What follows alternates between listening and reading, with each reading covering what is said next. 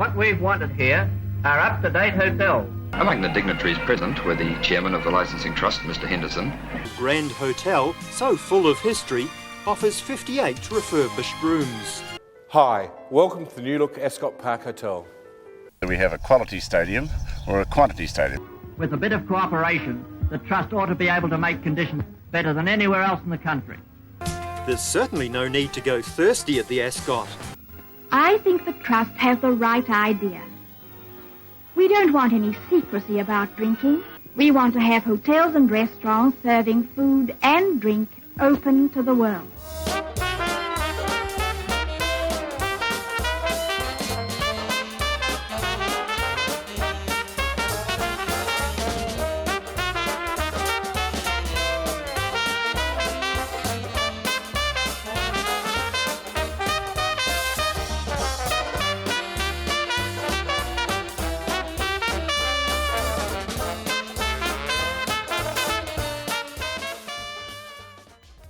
Wow, we've come a long way and it's fantastic to be celebrating our 80th anniversary. We think this milestone is the perfect opportunity to share our rich history with you, our community. ILT has served Invercargill since 1944 and there have been some major changes since then. But before that, Invercargill had been dry for many years, and it was around this time that we decided to come out of prohibition and return to the legal sales of alcohol. This old film, made in the 1940s about ILT, shows what they stood for at the time.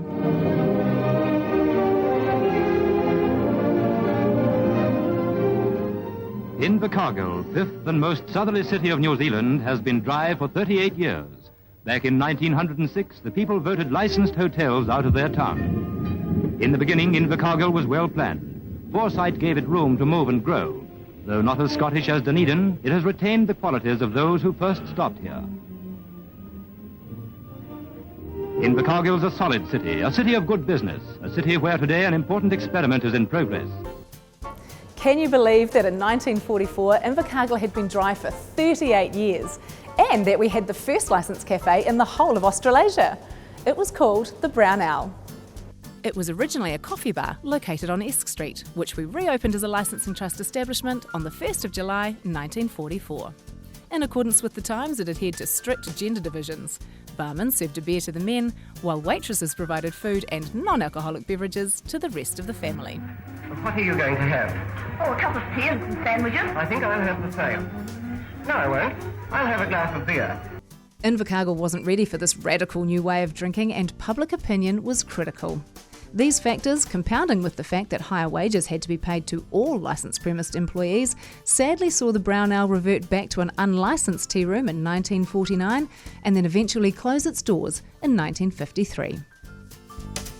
Former ILT accountant, the late Alan Delamere, shared his memories of the Brown Owl. It was the very unusual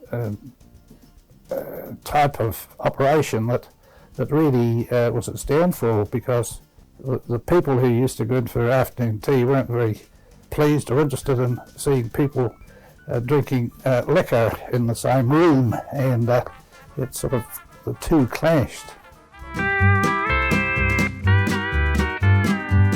Fast forward to the year 1954, and the city welcomed a visit from Queen Elizabeth, who stayed at the Trust's premier accommodation, the Grand Hotel.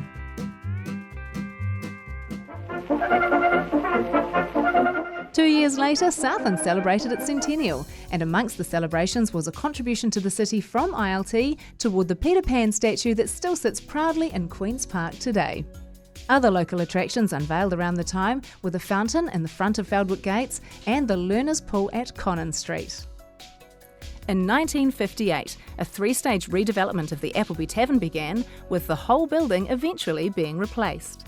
This proved to be a wise investment, as this establishment was a vibrant part of the community for the next 57 years. Then the 1960s and 70s came along, and so with it came the upmarket taverns with restaurants and flash bar spaces. The legends were formed: the Waikiwi, the New Calvin Hotel and the Glengarry.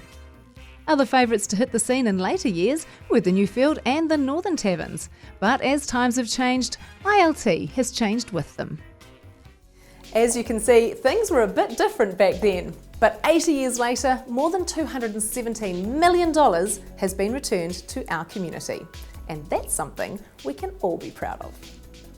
One of the real assets for Invercargill that has stood the test of time and a real jewel in the crown for ILT is the Ascot Park Hotel.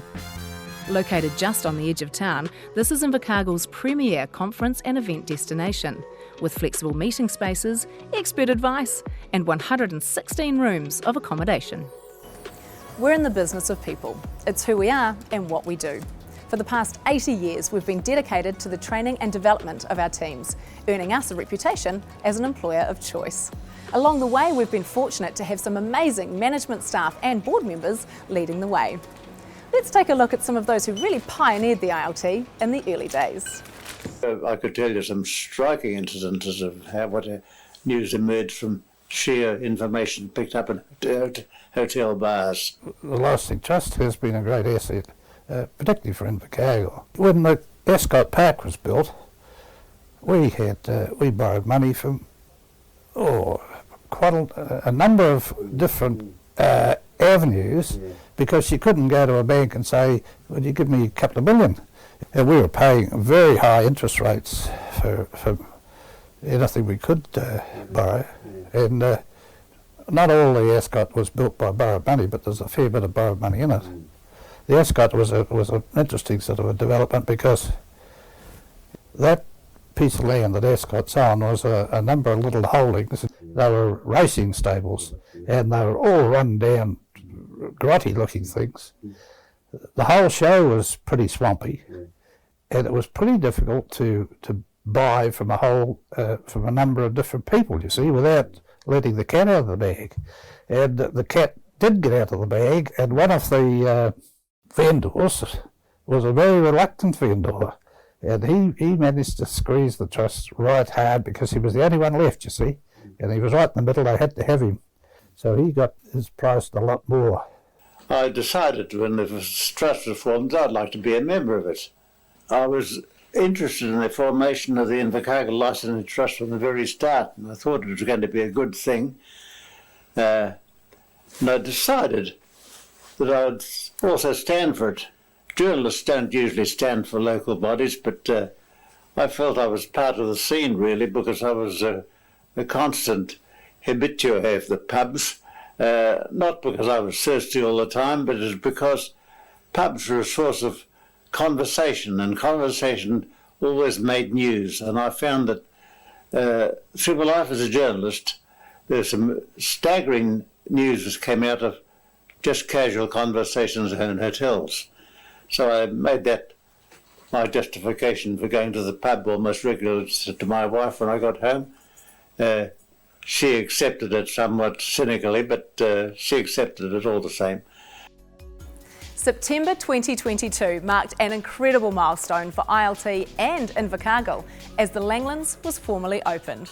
Cutting the ribbon on this $52 million hotel signalled the culmination of 6 years of planning and development, and COVID interrupted too.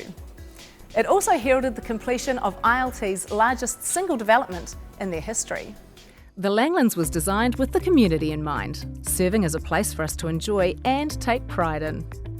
Home to 5 bespoke eateries and bars, it has established itself as a local favourite, and the award-winning hotel is a key player on the national stage too. With 78 suites that draw inspiration from our beautiful region, it really is an asset we can all delight in. Special features include gorgeous artwork by local artists, delicate china, and views from every room.